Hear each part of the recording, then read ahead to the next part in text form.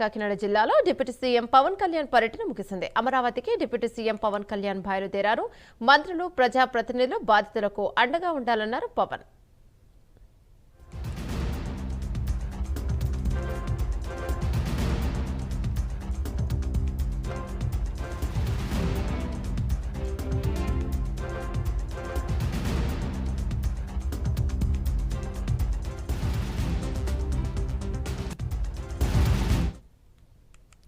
కాకినాడ జిల్లాలో deputy CM Pawan Kalyan పర్యటన ముగిసింది. అమరావతికి డిప్యూటీ సీఎం పవన్ కళ్యాణ్ బయలుదేరారు.